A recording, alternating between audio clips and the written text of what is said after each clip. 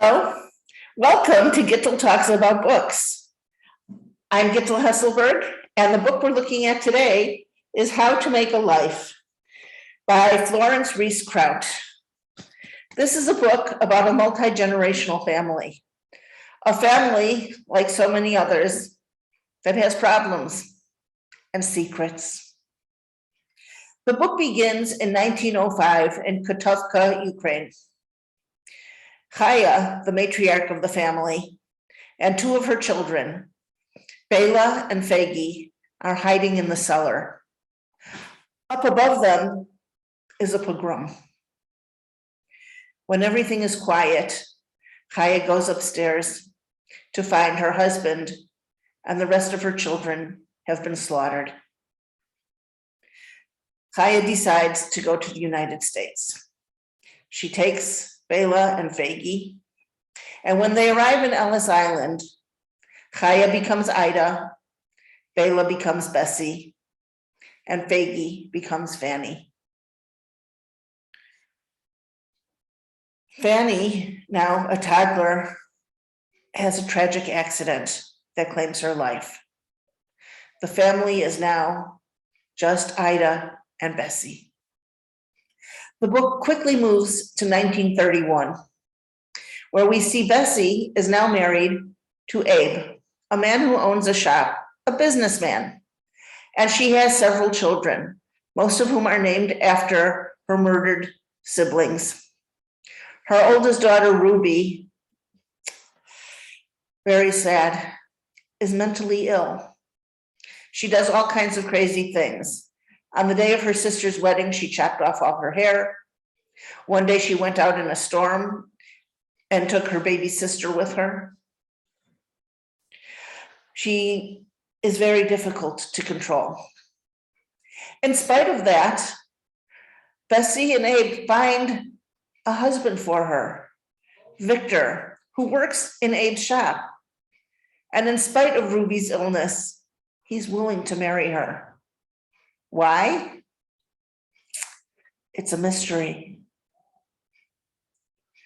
The next child is Morris, who, as he gets older, decides to become religious, starts calling himself Moshe, much to the chagrin of his family. Morris has a childhood friend, Sam. They were friends for many, many years. And when the next child, Irene, became old enough, she and Sam got married. Sam was a hero. The next child was Jenny. Jenny married Harry. And finally, the youngest, Faye, who married Angelo Benedetto, an Italian Catholic. How would they raise the children was an issue her siblings wondered about. As it happens, it never came up. They never had children. The other siblings did. And of course, like any family, there were problems. Are Ruby's children going to take after her? Will they also be mentally ill? What about Karen? She's somebody who likes to go on adventures. Another child was gay. There were all kinds of issues, some of which caused a lot of consternation in the family. One thing I want to point out is that the author very graciously included a family tree at the beginning of the book. And I found myself flipping back to this family tree frequently because I had difficulty keeping track of who everyone was.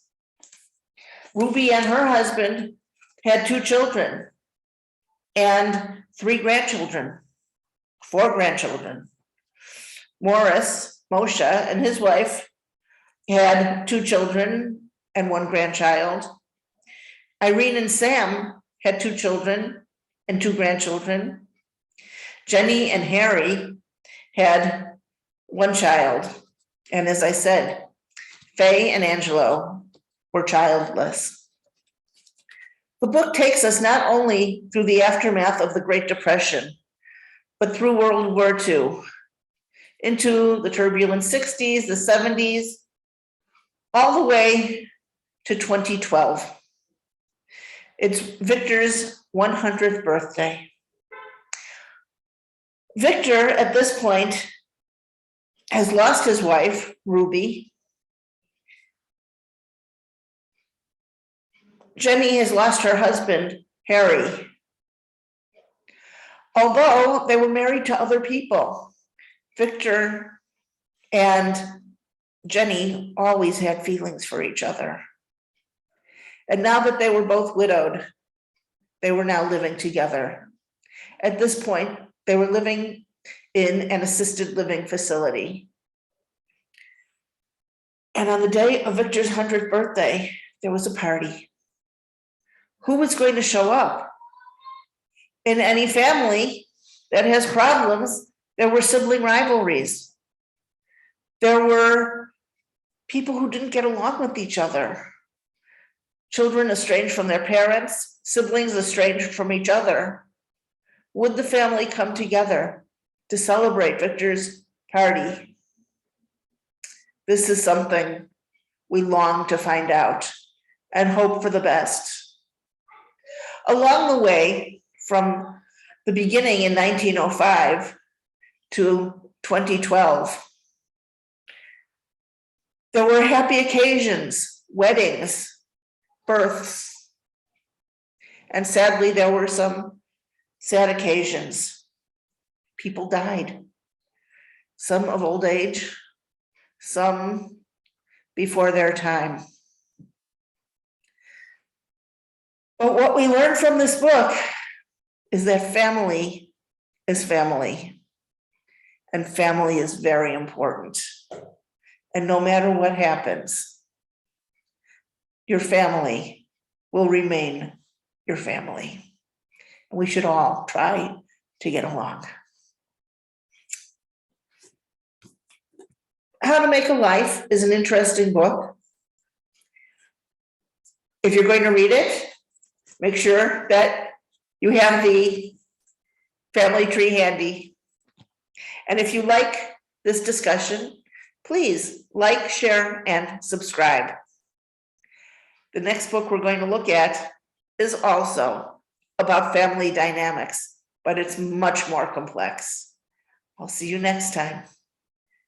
I'm Gittel, and I was talking about books. Goodbye.